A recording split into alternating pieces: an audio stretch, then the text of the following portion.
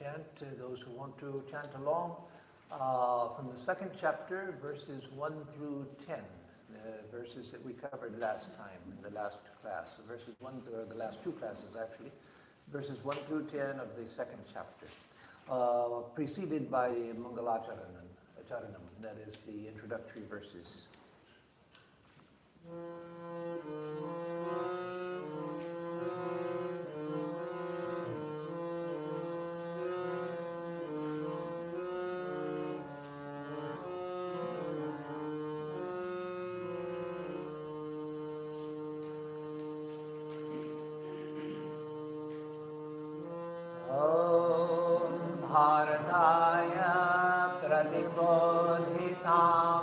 भगवता नारायणेन स्वयं व्यासेन ग्रथितां पुराणमुनिना मध्ये महाभारतम् अद्वैतामृतवर्षिणीं भगवतीम् अष्टादशाध्यायिनीम् अम्ब त्वामनुसन्तधामि भगवद्गीते भवद्वेषिणीम् वसुदेवसुतं देवं कंसचाणूरमर्दनं देवकी परमानन्दं कृष्णं वन्दे जगद्गुरुम् मूकं करोति वाचालं पङ्गुं लङ्घयते गिरिं यत्कृपातमहं वन्दे परमानन्दमाधवम्। ॐ अथ द्वितीयोऽध्यायः।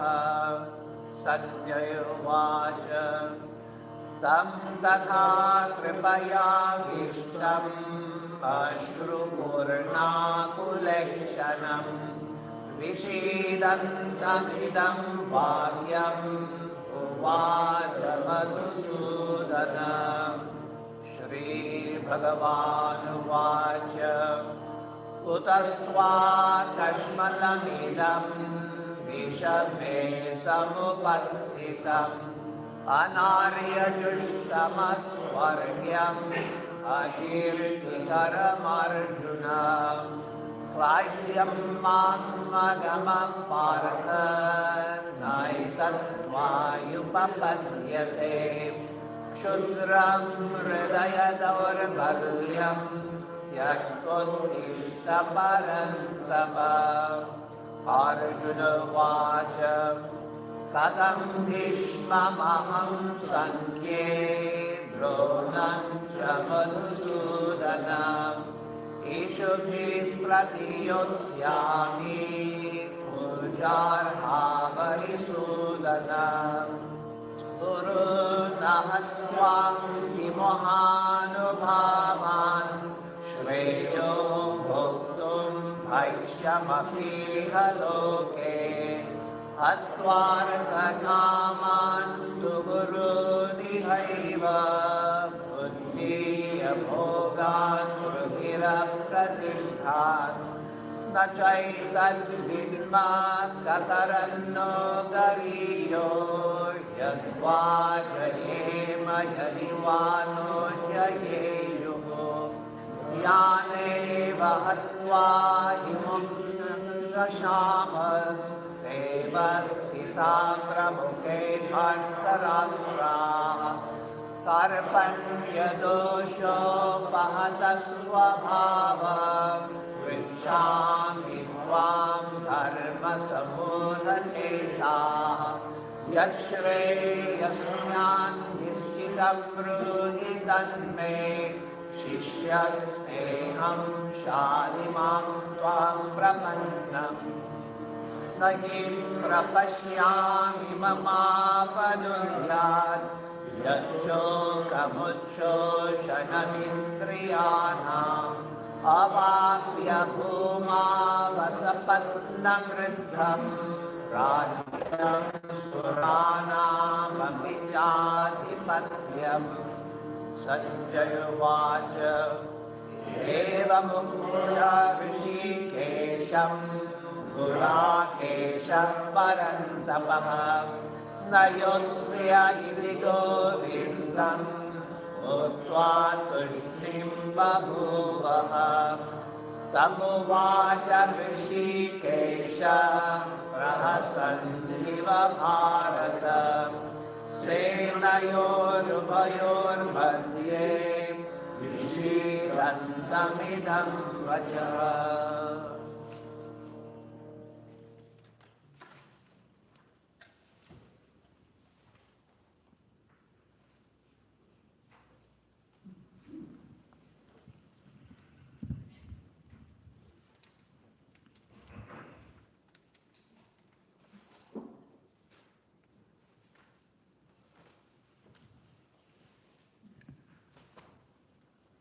So we'll continue where we left off last time, and that is, we'll start with the 11th verse of the second chapter.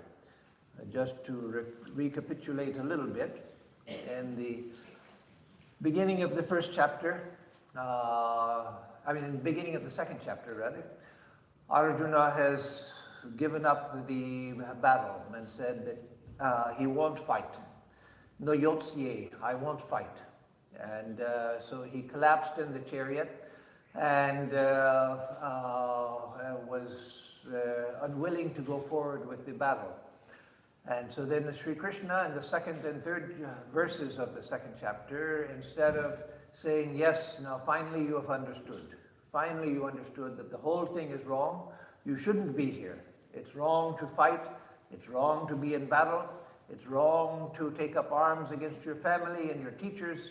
So finally you've understood. I came along with you so long, waiting for you to understand.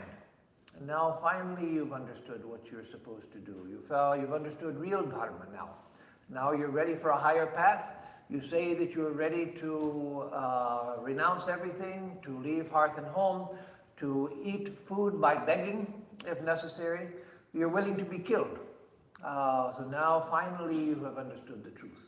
But instead of that, then Sri Krishna says, Kutastva kashmalamidam vishame samupastitam. Whence has come this weakness upon you, O Arjuna? And the third verse he says, Klaibhyam masma gamah partha. Don't enter into this neutered state. Klaibhyam is those who have Sanskrit, the same Sanskrit word, klaibhya in your mother tongue, means a neutered state. It's usually translated, don't fall into unmanliness. But today, when gendered language is avoided when possible, we don't need to avoid it here because it's not talking about manliness. It's talking about being neutered, neither man nor woman.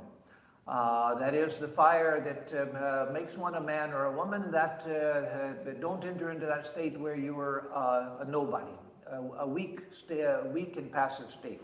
So, Klaibhyam masma gama partha, naitatva yupapadyate. It's not, it doesn't befit you, Arjuna. Klaibhyam masma gama partha, naitatva yupapadyate, kshudram hridaya gaurabalyam.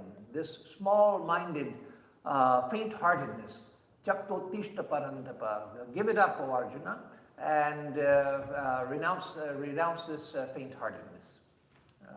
So, that was Krishna's response, which of course Arjuna had not expected. He gave all sorts of arguments why he shouldn't fight, and Krishna, not fooled by his weakness, said, no, this doesn't befit you. You're a hero, O Parantapa, O scorcher of your foes. Stand up and fight. So then Arjuna again is not ready to give up. But in the following verses, verses 4 through 8, he admits that he's confused now. Before, he was talking high philosophy, as if he knew the actual situation. But in 4 through 8, verses 4 through 8, he admits that now I'm karpanya dosho pahata swabhava. My swabhava, my nature, that is my mind and my heart, are karpanya dosha. They have been overcome by small-mindedness. Karpanya, meaning from the same root as kripana, usually refers to a miser. but here it refers to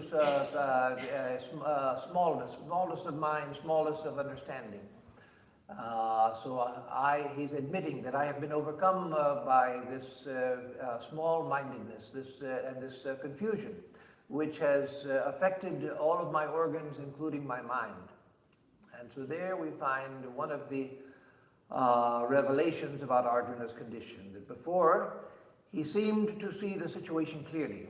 He saw that, no, now I'm not to fight, I can't fight. Now I actually see my kinsmen and my gurus, my great teachers, spread out before me on the other side as well as on my side. So some I have to kill, and others are going to be killed fighting for my sake. So I can't do that. So he was taking what he thought was the higher road, the road of renunciation, giving up everything. And he was willing, he said, to go and beg his food. But now, after Sri Krishna has challenged him and challenged his manliness, then Arjuna admits that, yes, I'm confused. I don't know which is better, that they should kill me or that I should kill them. I don't know what I should do. Even if I'm victorious, then the food that I eat will be smeared with the blood of my teachers and my kinsmen. How can I eat it? Blood-smeared food. How can human blood-smeared food? How can I eat it? It's impossible to eat. I can't eat the food that will be given to me in victory. And so Arjuna is, again, doesn't know what to do. And so in the last verses we read last time, Sanjaya, in verses 9 and 10, Sanjaya, the narrator, telling the blind king Dhritarashtra, the uncle of Arjuna and other Pandavas, Sanjaya says that Eva muktva hrishikesham gudakesha parantapaha. So having said this, Arjuna, the Gudakesha, the destroyer of sleep and the scorcher of his enemies, having said this to Hrishikesha, that is the inner controller, because again in the Mahabharata it was fully recognized. Unlike in the Valmiki Ramayana, where Rama was a great hero and was an incarnation of God, but the meaning of the incarnation of God was not yet fully known. But here in the Mahabharata, the idea of the avatara, the idea of Sri Krishna as God himself is fully developed. And so here he is addressed as Rishikesha, or he's referred to as Rishikesha by Sanjaya, the inner controller, indicating that he knows that which is in the hearts of all beings. His mind is not deluded. His mind is clear. And so, na yotsya iti govinda muktva tushnim babhuvaha. So, saying, I won't fight. Na yotsye, I won't fight. Saying thus, then he became quiet. Tushnim babhuvaha. He became quiet, became silent.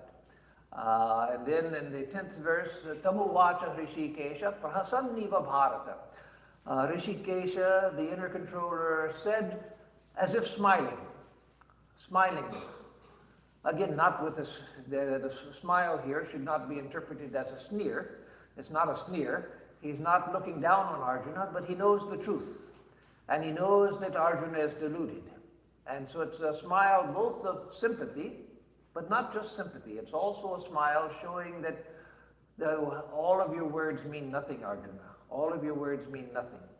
So it's a sympathetic smile, but also a knowing smile that you don't know what you're talking about. Sena yoru bhayor madhye vishidantam idam vachaha. So then in the middle of the battlefield, between the two armies, then Rishikesha, the inner controller, said these words to the one who is sunk in misery, vishidantam. That is Arjuna, the one sunk in misery. So then we come to the 11th verse, which again, as I've said before, this is where Shankaracharya's commentary on the Gita begins. Because this is where tradition, or according to Shankaracharya, this is where the real teachings of the Gita begin. The rest, all of the first chapter and the first 10 verses of the second chapter, those are what we could call setup. They are setting the story, setting the scene for Sri Krishna to begin his teachings. But as I've also said before, Madhusudana Saraswati and a few other commentators like Sridhara Swami, they recognized that the first chapter was also very important and needed needed the truths of that first chapter brought out. And certainly the first 10 verses of the second chapter are very important. But then we come to the 11th verse, which everyone recognizes that this is where Sri Krishna begins his spiritual teaching. And so it begins, as always, when the voice is changed. Shri Bhagavan Vacha, the blessed Lord said, and then the 11th verse, Ashotyanan Vashotjastvam Pragnavadamscha Bhashase Gatasu Nagatasu Cha Nanushojanti Panditaha. So this is a very important verse, obviously. Ashotyanan Vashotjastvam Pragnavadamscha Bhashase. So Tvam, you, Ashotyanan Anvashochaha. That those who should not be, those who are not worthy of of grief, those who should not be grieved for, you are grieving. You're grieving for those who should not be grieved for, and yet prajnavadanscha bhashase. Prajnavada, vadan, the words of wisdom. Prajna, vadan, words of wisdom, bhashase. You speak words of wisdom. So you are grieving for those who should not be grieved for. I shouldn't have said, I said those who are not worthy of being grieved for. No, it's not that they're not worthy of being grieved for, but that they should not be grieved for. It's not a question of being worthy or unworthy. It's not that they're not going to suffer enough if the battle takes place. So it's not a question of being worthy or not worthy, but it's just that they should not be grieved for, aside from worthiness. Gatasuna gatasunscha nanushocanti panditaha. So panditaha, the pandits, gatasuna gatasunscha, those who have departed and those who have not departed, na anushocanti. They don't grieve for those who have departed or those who have not departed. So you speak words of wisdom, O Arjuna. But you're grieving for, Madhusudana Saraswati says that the meaning is that you speak words that are not fit to be uttered by the wise.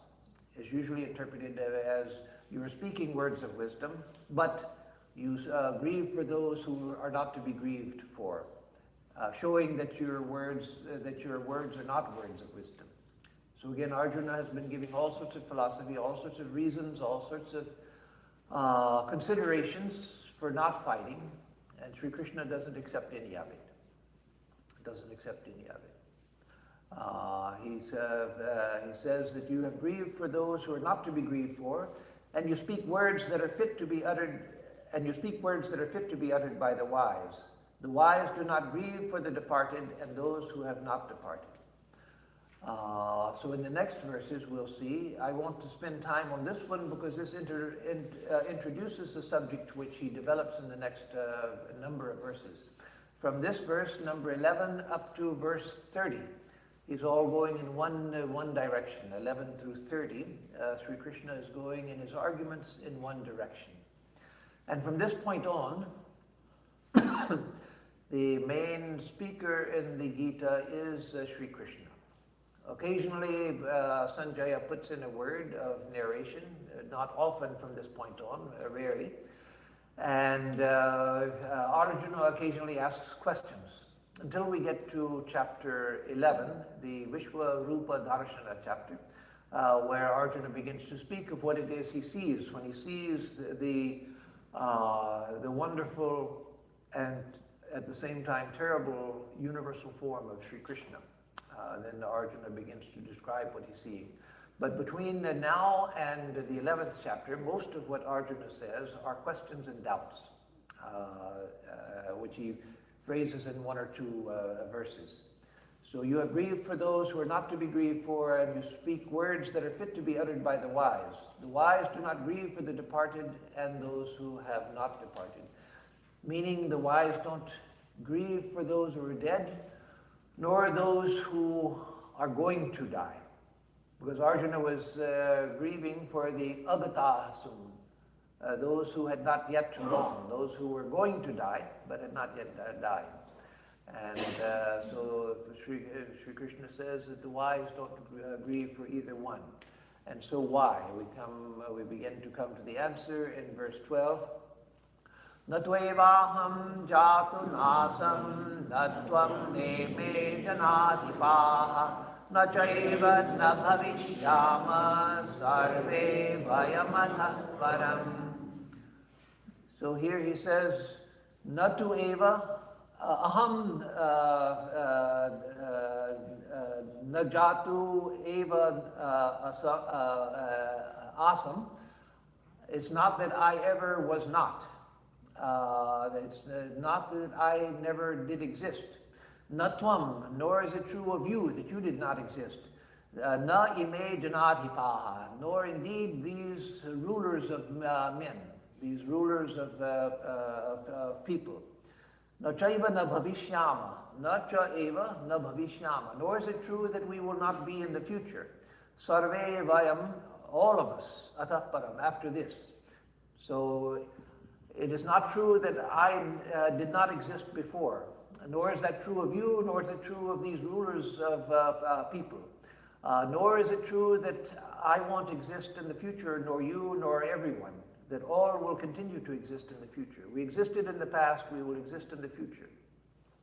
So again, coming to the topic of the eternality of the soul, the eternity of the soul, that the Atman, the self, never dies.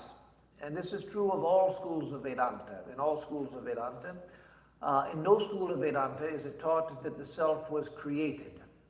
The Atman was created. Whether dualist, qualified monist, or non-dualist, they all accept that the soul is co-eternal with the divine. Of course, in non-dualist philosophy, Advaita, there's no real distinction between the soul and the infinite, between the soul and God. In the dualists and qualified monists, there is a distinction, eternal distinction, but all of them accept that the soul is eternal. And so none of them have trouble dealing with this verse, or many of the verses in the Gita. So why does Sri Krishna bring that up here? Why does he bring up the eternality of the soul being eternal, that it doesn't die, that it's neither born nor does it die? If we existed before birth, then we're not really born. And if we exist after death, we don't really die. And that's Sri Krishna's point. That you existed before birth, and you will exist after death as well. That's the fundamental truth of Vedanta, but Sri Krishna introduces it here because that is the point of Arjuna's delusion. He was afraid of death and afraid of causing, more importantly, he was more afraid of causing the death of people whom he loved and revered. It's not that Arjuna was a coward. His whole life had brought him to the point where he was ready to die in battle if necessary. But suddenly he was afraid of causing the death of his kinsmen and his teachers. And of course, as I said in previous classes, when dealing with the first chapter and then the first verses where Arjuna speaks in the beginning of the second chapter, the situation that Arjuna faced was not a light situation. It's one that any of us would probably come undone, facing the situation that Arjuna was facing. And yet, Sri Krishna shows no sympathy for his delusion. Sympathy with the person, yes, but with his delusion, no. He begins right here with his answer. He even began with the second and third verse in this chapter by challenging him, and now he begins to destroy his delusion. That you are deluded because you're afraid of causing the death of those that you love and those that you revere.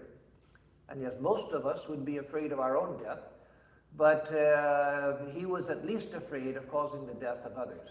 And so that brought him undone. And so Sri Krishna is saying that there is no death. There's no birth and there's no death. There's no birth and there's no death.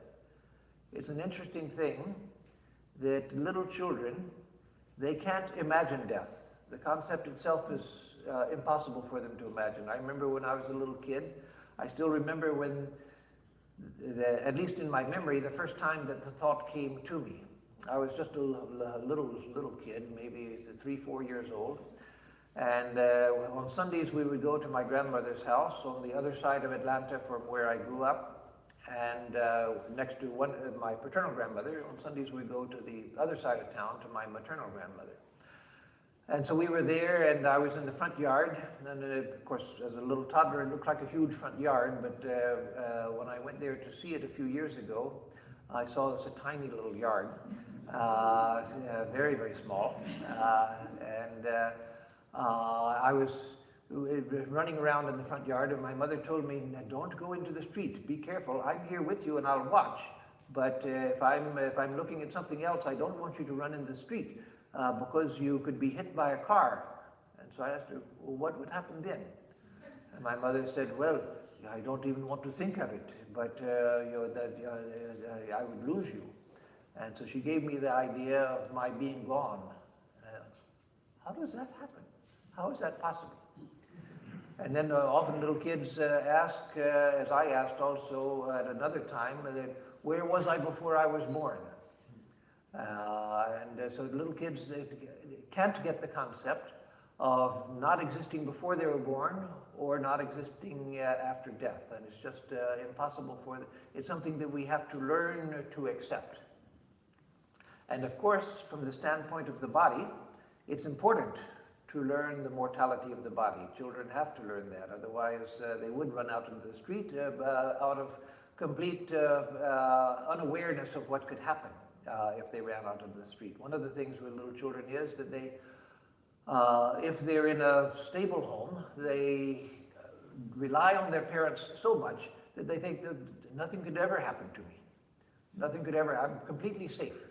And that's a good thing. Children should grow up in a situation where they feel that they're safe, even if little children also can fall into trouble, even with the best of and most careful of parents. But it's important for the psychology of a child to feel that I'm completely safe, that my parents are like gods.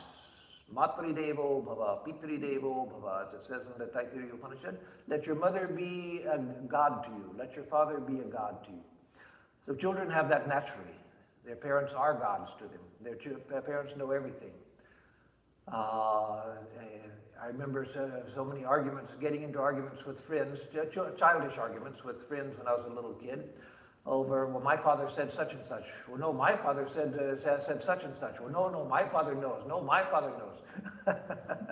So for children, it's natural to think of their parents as gods. And so for a child, that idea of the death of the body or the non-existence before birth, it's impossible to think. And so as adults, we have to go back to that faith, not the childish faith that thinks that, I could not be harmed by anything. Well, yes, the body can be harmed quite easily. The body can be harmed, as we all know. But to know that in spite of whatever comes to the body, in spite of whatever comes to the mind, because the mind can be injured also, but I am not injured. I'm the self. I'm the eternal self. I have no birth, I have no death. And so Sri Krishna begins by pointing that out. Later in the Gita, in other chapters, especially chapter 12, Bhakti Yoga, Bhakti Yogo Nama Dwarashodhyayaha, the 12th chapter of the Gita, known as Bhakti Yoga, as it says in the Colophon. So he speaks about devotion and other things, but here he begins by talking of jnana, the path of knowledge, and the fundamental faith that you have no birth and you have no death. So he says that there's no coming into being and no going out of being. And then he goes on with the 13th verse to explain further. Dehinosmin yatha dehe kaumaram yauvanam jara tatha dehantara prapti dhiras tatra namuhyati. So here dehinosmin yatha dehe asmin dehe yatha kaumaram yauvanam jara dehino of the embodied soul, asmin dehe, in this body, of the departed soul, there is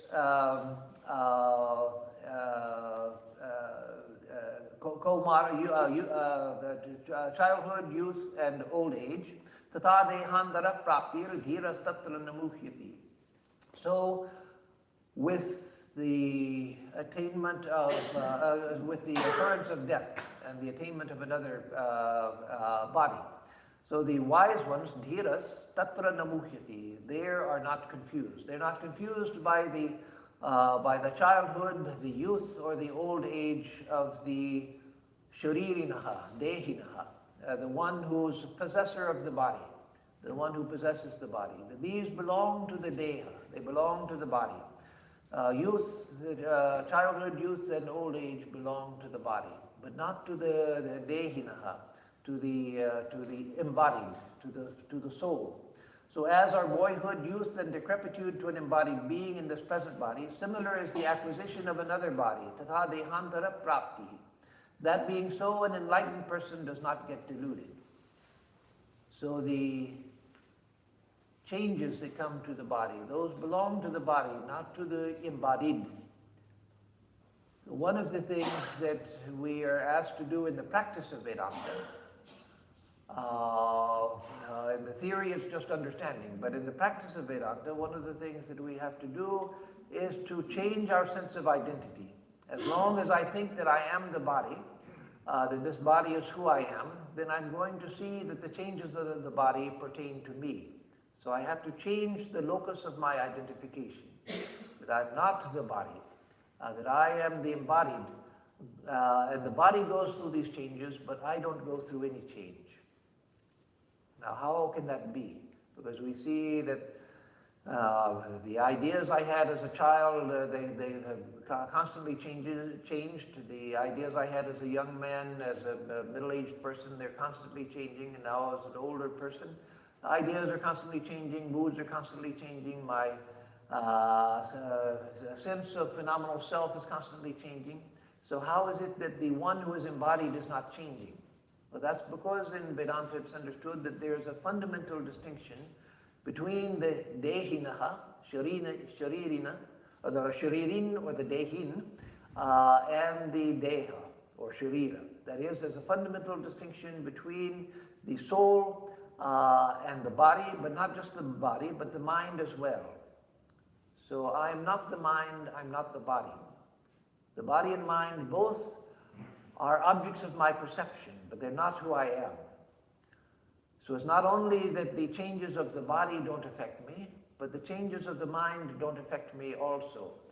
That's much harder to understand, because I feel constantly affected by the changes of the mind. I say, oh, today I'm feeling awfully sad, or today I'm so happy, today I'm excited, this is going to happen, today I'm bored, so forth. So the changes of the mind are constantly seen. I identify with the changes of the mind. It's easy, not easy, I shouldn't say that. It's relatively easy to see that I'm not the body. But to see that I'm not the mind, that's very difficult. To see that I'm not the mind, that I'm not the moods of the mind also, that I am the light of perception, the light of consciousness which illumines the body and the mind. And so I am not affected by the changes of the body. I'm not affected by the changes of the mind as well. That's a very deep perception that we have to gradually work towards. In the path of devotion, one works towards it indirectly. One eventually arrives there by surrendering everything to God. And it sort of comes as a surprise, perhaps. In the path of knowledge, it's what you try to do from the beginning. You try to change the locus of your identity so that I'm not the body, I'm not the mind. And you do that by understanding that I see the world around me, but I can't be the world. I see the world. The world is an object of my seeing. It's like the distinction between the light of a flashlight and the object you're shining it on. The pathway that you're illumining with the flashlight, that's not the flashlight. The flashlight is illumining the pathway. It shows you how to follow, where the path is and how to follow it. So the light of your awareness illumines the body, or illumines the external world, but it's not the external world. Similarly, you can perceive the body. You perceive the body with the eyes and with the tactile sense primarily.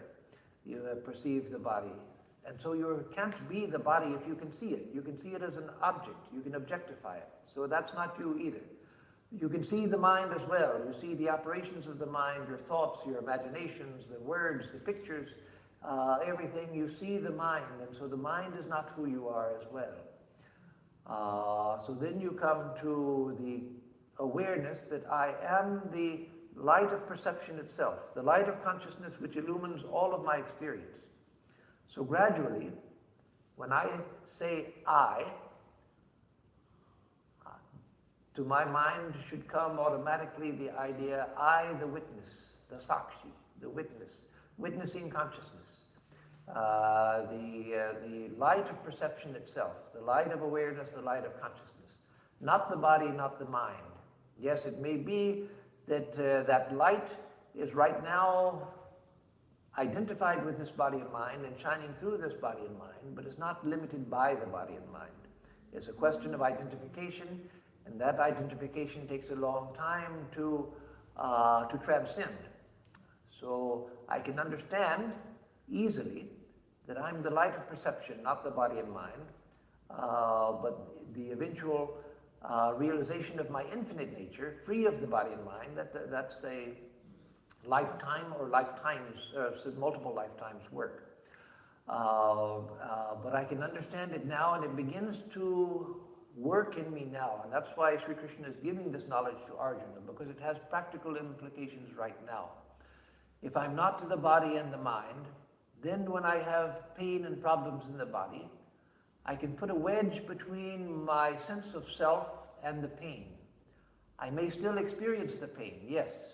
It's a high state when I can transcend pain itself. That's possible, and that's eventually where all of us will go in this lifetime or coming lifetime, but we should try for it in this lifetime, when we transcend the possibility of pain itself. But even now, when we haven't done that, when I feel pain, I can know that I see pain. I'm not the pain. Pain is something that rises. I'm aware of pain. I, awareness itself, the light of awareness itself, am aware of pain. So just as I'm aware of this table, I'm aware of pain in exactly the same way. You say, no, Swami, that's not so. Pain at the table doesn't hurt, but pain does. Yes, that's true. But that's because the table is only affecting my visual sense when I look at it, and my tactile sense in a gentle way when I touch it.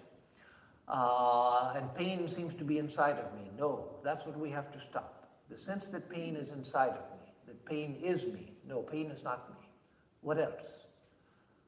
When I'm depressed, when I'm sad, then I have to learn to think, the mind is sad. I'm perceiving sadness. The mind is in a particular state, but I'm not the mind. I may not be able to thereby stop the sadness or the depression, whatever it is, or anxiety or other negative feelings. I may not be able to stop it altogether, but I can put a wedge between my sense of self and that, so that I'm not overcome by it. It becomes an object of my perception. I see that the mind today is depressed. Okay, let it be, let it be. If I can transcend it, which eventually all of us can do, well and good. But until I have that strength of mind and strength of will to actually transcend it, then I can at least know that that's not who I am. It's in the mind, but it's not who I am. I see it. I see the sadness. Yesterday I saw happiness in the mind. Today I see sadness in the mind. They come and go. One of our Swamis, Swami Nishiraya Sanandaji, who was in Africa for many decades, doing wonderful work in the countries of southern Africa, including South Africa, but other countries as well, for several decades. Later in his old age, he used to come to America and spend time here also. So he used to say that when bothersome thoughts come into the mind, or bothersome moods come into the mind, like depression or anxiety or something, learn to say to the moods of your mind and to the thoughts of your mind that are bothersome, okay, you've come as a visitor. Well, okay, you sit, have a cup of tea, Stay as long as you need to, but I've got other things to attend to. I can't attend on you. You make yourself at home. You stay as long as you want to, and then you can go when you're ready. But I've got other things to do. So learn not to identify with the moods of the mind or with the states of the body. Even when you experience them, even when you can't transcend them, which is our state now, unfortunately. And we think that that's a natural state. No, we're in an extremely unnatural state right now. We've been in an extremely unnatural state from birth. And if you accept reincarnation, for many lifetimes, for countless lifetimes in the past, an extremely unnatural state. The truth is that I am not the body, I'm not the mind. I should know that. Natural means to know the truth, that which is, as Sri Krishna will come in a couple of verses. So that's where I should get, and that's where Sri Krishna was trying to take Arjuna. All of this delusion has come because of your identification with the body and with the bodies of others. So as our boyhood, youth, and decrepitude to an embodied being in this present body, similar as the acquisition of another body. That being so, an enlightened person does not get deluded.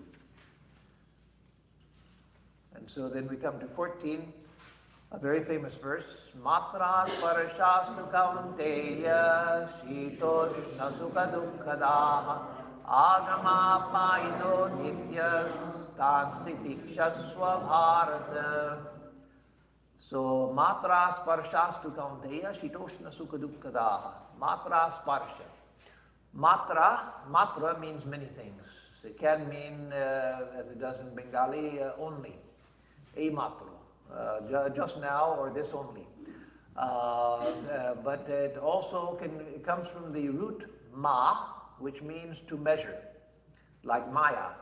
Ya mati sa maya. That which measures is maya. That is, maya circumscribes everything. It brings everything into the compass of time and space. And so matra here means that which measures, that which comprehends. To measure is to comprehend, to encompass. And so matra here means the sense organs, the organs which comprehend, that is, encompass the objects of the world. It's through the organs that we encompass the world, through touch, taste, smell, hearing, and sight. And so matra sparshastu, so the contact of the senses. It's the contact of the sparsha, the contact of the senses, shitoshna sukha dukkhadaha. Shitoshna, heat, cold and heat, or heat and cold as we would say in English. Heat and cold, sukha dukkhadaha, are the givers of pain and happiness, happiness and pain. So it's the contact of the senses which give us the experience of heat and cold, which are the givers of pleasure and pain. When we feel too hot, it's unpleasurable. When we're too cold, it's unpleasurable. When the various other pairs of opposites, too much is too much and too little is too little. We try to maintain an equilibrium of the pairs of opposites in order to maintain our comfort zone. But it's the contact of the senses which gives all pain and pleasure. If I have a pain in my leg or any other part of the body, it's the sense of touch which is giving the sense of pain. If I touch something that is too hot or too cold, it gives pain. Or if I touch something, if I'm cold and I touch something which is pleasantly warm, it gives pleasure. And so with the other organs, with sound. If I hear a screeching sound, it is extremely painful, especially if it's loud. And if I hear beautiful music, it's so soothing, so calming, so enjoyable. So with sight, if I see a pleasant sight, I think, oh, how beautiful. And if I see something awfully ugly, I think, oh my goodness, we've got to get out of here, get rid of this, or change it, or whatever. And so the contact of the senses give us pleasure, the experience of pleasure and pain. Agamapayino nityas tanstatikshasva bharata. Agamapayinaha. They come and they go. Agama apayina. They come and they go. Anitya. And they are temporal. Anitya, non-eternal. That is, they're temporal. So they come and they go. They're transitory. They're passing. Tan stitikshasva bharata. O bharata, tan titikshasva. Endure them. Endure them. So endure the pairs of opposites. Now, some, of course, have taken this to an extreme, and you still sometimes see sadhus in India who live naked in the high Himalayas, unaffected by cold, who live naked in the heat of the desert, unaffected by the heat. Those who go from one to the other unaffected. They try to practice this at the physical level. Generally, we don't recommend that because there's no need to, as Krishna himself says in the Gita, and in tune with the general Vedantic tradition, not to torture the body. But we all need to learn to forbear with the pairs of opposites to some extent. Otherwise, we can't have a happy life. Well, when I was at Ridgely Manor in upstate New York for a number of years, back in the 1990s and early 2000s, there was someone who came on a passing visit to see Ridgely Manor and said that he said he wanted to come back to Ridgely to stay for some days, and it was a place for that. It was a place, it still is a place for that, a place for retreat, to come and to stay. And so he said, I want to come and stay for a couple of weeks when I can, but when in the wintertime it gets very cold here, and in the summer it gets hot here too. So what time of year is it around 70 degrees? There's no time of the year that I can guarantee it's going to be 70 degrees. You've got to have a little bit more bearing capacity than that if you want to come to Ridgely Manor. The same with Houston. On a different side of the spectrum, a different end of the spectrum from Ridgely Manor.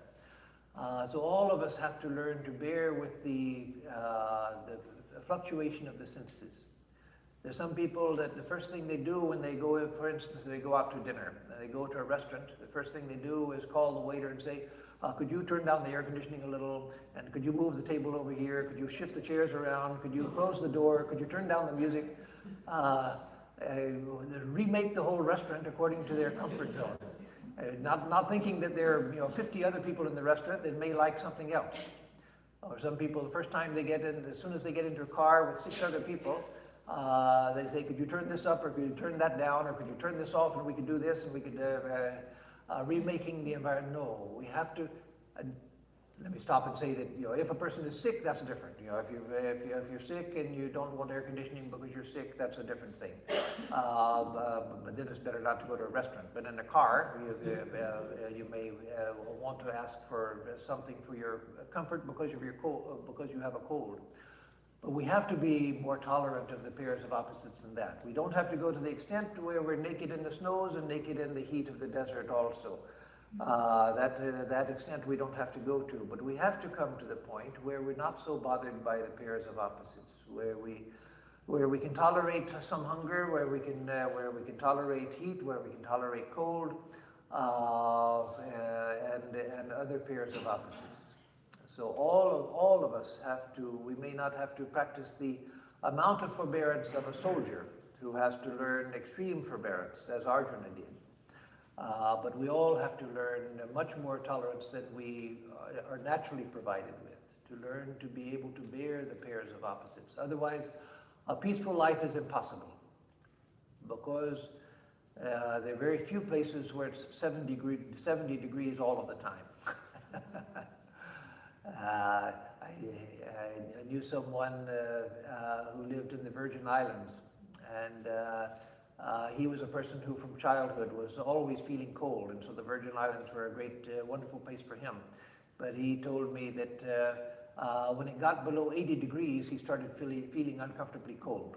So another man that once I rode, I was the passenger in his car from Austin to Los Angeles in July. And he was from Brownsville. And so he said that if it got below 80 for him also, it was freezingly cold to him. The Brownsville, yes, was where he grew up, and so he liked a lot of heat. So we drove from Austin through New Mexico, through West Texas, New Mexico, Arizona, and the deserts of Southern California to and San Diego up to Los Angeles, with the air conditioning off in July and the windows up at his demand. So yes, that was extreme, I admit. That was not comfortable. But what to do? It's his car, and he feels cold if even the window's cracked in the desert. So you have to put up with it. So if we want to lead a peaceful life, we have to learn to forbear. Sri Ramakrishna used to say, and the Holy Mother used to quote him also, in the Bengali, in all of the Sanskritic languages, those languages which are descended from Sanskrit in India, like Hindi, Marathi, Bengali, etc., they have three sibilants, as they're called, three forms of the S.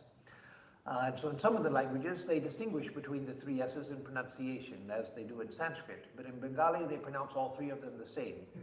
So Sri Ramakrishna and Holy Mother would say that there are three sas in Bengali, and all of them say so, which means saha, saha, saha. That is, endure, endure, endure, forbear, forbear, forbear. And Holy Mother used to say that he who endures perdures, or lives, that you have to learn to forbear.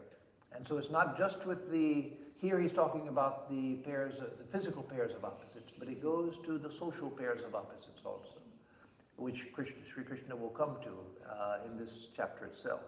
So we have to learn to forbear with the ambient circumstances and with the social circumstances. We have to learn to forbear. So then we come to verse 15. Yam hina vyatayantyete purusham purusharshabha samadukha sukham dhiram somritatvaya kalpate. Yam hina vyatayanti ete yam hina vyatayante. He who is not disturbed by these, that Purusha, O Purusharshava, O foremost among men, Samadukha Sukham Dhiram, that Dhiram, that wise one who is Samadukha Sukham, who is the same in happiness and misery, Somritatvaya Kalpate, he is fit for immortality. Such a one is fit for immortality, that wise one who is the same in happiness and misery, who is not disturbed by these matra sparshas, these contact of the senses with the sense objects, and the happiness and misery that comes to them. So the idea here is not to seek misery. The idea is to be the same in happiness and misery. So how is that possible? Everybody wants happiness. Everybody wants to be happy. Everybody wants to avoid misery. And but the idea here is that happiness comes to us, yes, but misery also comes to us no matter how much we try to avoid it. And in fact, we find eventually in life, the sooner we discover it, the better, but we eventually find, at least by the time we pass away, that the more we try to avoid suffering, the more suffering we have.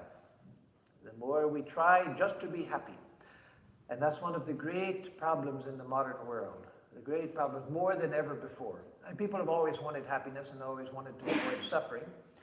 And that's why Buddha made a point of life is suffering. Sarvam dukkham dukkham. Everything is pain, everything is suffering, everything is suffering. Meaning that even happiness here is limited, and therefore it causes suffering. So that's why Buddha pointed to it, because though everybody experiences it, nobody wants to. Everyone is trying not to see it, and thinking that, well, if I keep going towards happiness, I'm going to just have happiness. No, that's one of the causes of so much misery today in the modern world, because people have been taught by the media and the general society, movies, TV, advertisements, everything, that I should be happy. I should be happy. Life is about being happy. And so all movie stars and all people selling products on advertisements, everybody is smiling. Oh, look what I got. I got a new dish detergent. I'm so happy. I got this new dish detergent. I got this new laundry soap. I'm so happy, so happy. It's so wonderful. I'm so happy I got a new lawnmower. Look at this, look at this. I'm so happy, I'm so happy. So we have this expectation of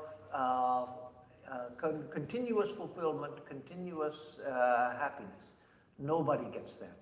Nobody gets that. And that's why you find that so often, there are many great, wonderful exceptions, but so often among people who are celebrities, movie stars and other celebrities, their lives are miserable because they have everything that's supposed to make you happy and they're still miserable. And so that makes them even more miserable. And how many people have come to me over the years and said, Swami, I always try to do the right thing, I try to think the right thoughts, and still I'm not happy. What's wrong? What am I doing wrong? That's one of the very cruel things that New Age thought has done to people. There are many good things in New Age thought, many very good things in New Age thought, but this is one of the cruel things that New Age thought does to people. That is, that if you think the right thoughts, you'll be happy. If you're not happy, it's because you're not doing the right things and thinking the right thoughts. No. Everybody suffers happiness and sorrow. Everybody experiences suffering as well as pleasure. And so, yam hina vyatayanti, the one who is equal in both, the one who is not disturbed by either, samadukha sukham, who is the same in happiness and misery, tam dhiram, that wise person, somritatvaya kalpati, that person is fit for immortality. Because the mind is the same. Why fit for immortality? Because we will not realize immortality. We are immortal already. We're already immortal. It's just that we don't know it.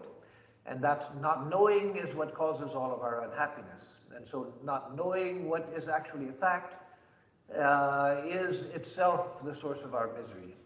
So such a one is fit for immortality, that is, for realizing his or her already existing immortality, because the mind is established in equanimity. Established in equanimity. It's not disturbed by pleasure, not disturbed by suffering. It accepts both. Admittedly, that's a difficult state to get to, but it is possible.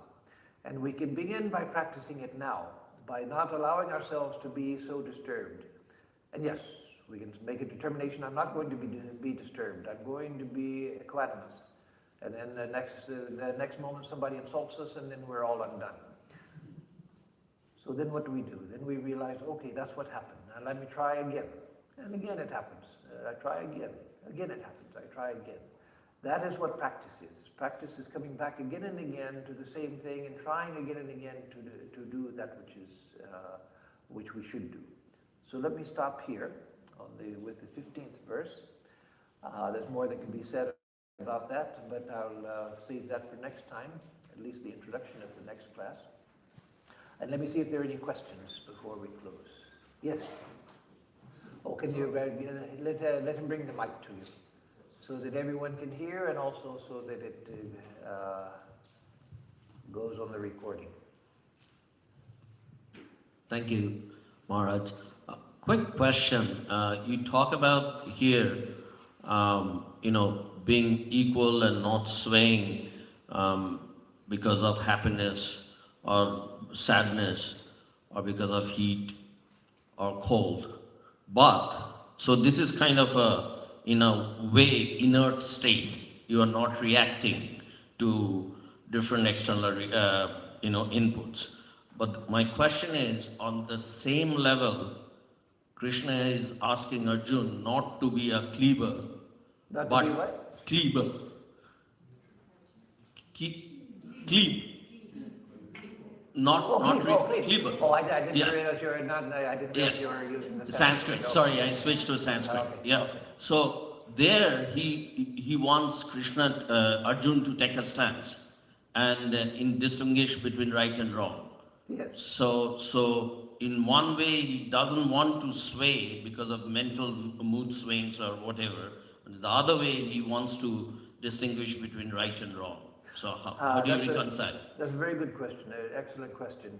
The two are not contradictory because it's that equanimity in the midst of pleasure and pain, heat and cold, and etc., which allows us to have clear judgment. It's because we get excited by happiness and unhappy by misery that we lose the clarity of judgment. So I know what you meant, but I would correct one word that you use, and that is it's inert. No, it's not an inert state. Inert means that which is jada in Sanskrit or Bengali or Hindi. Jada, that is unconscious or lacking in sentience. So it's just the opposite. It requires great awareness in order to maintain the mind in an equanimous state. And so it's a state of great sentience, but it's that clarity which allows you not to be swayed by your emotions. So that's how the two go together. Because Sri Krishna is certainly not saying, as you pointed out from the verse 2 and 3 of this chapter, not saying that whatever happens is okay, so you don't have to make any moral judgments. No, he's saying you have to do that which is right, but you will know what is right when the mind is in equanimity. Any other question? Okay, then we'll stop here.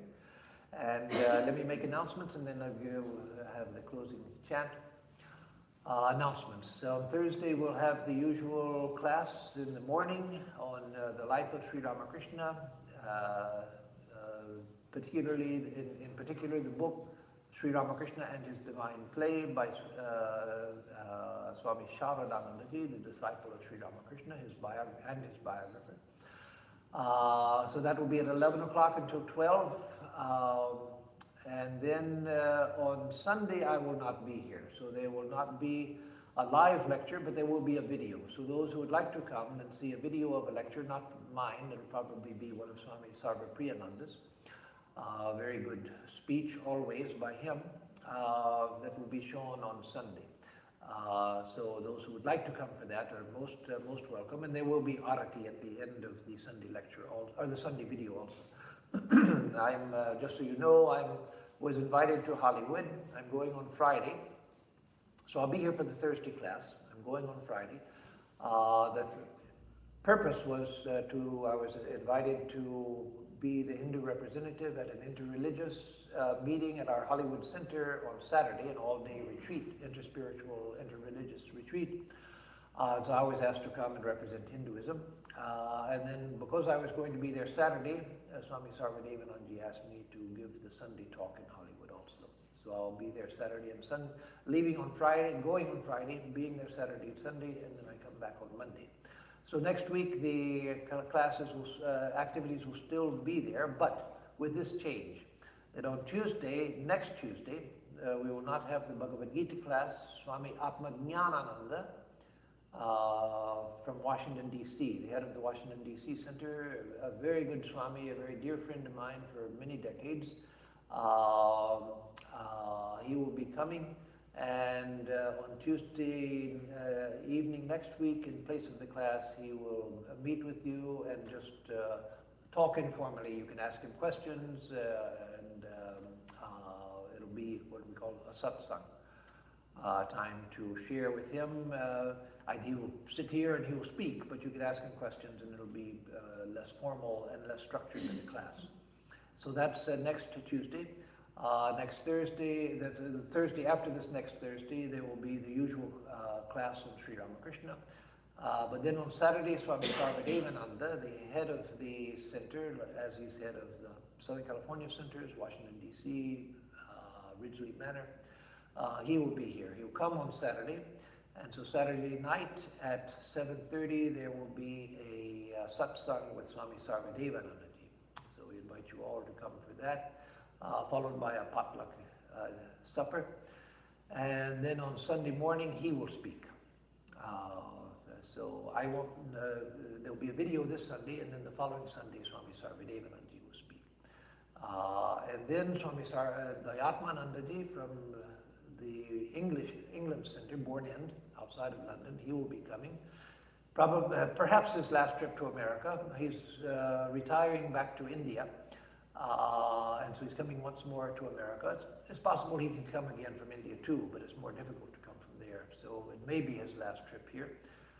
Many of you know him from his many visits here, so he will be coming and giving a retreat on Monday night and Tuesday night of the following week. So basically those are the activities that are coming up. So I'll give a closing chant.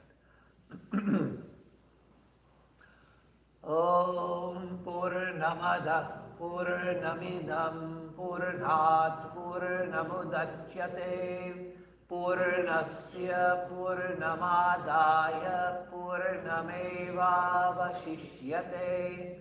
Om Shanti Shanti Shanti. Hari Om Tat Sat.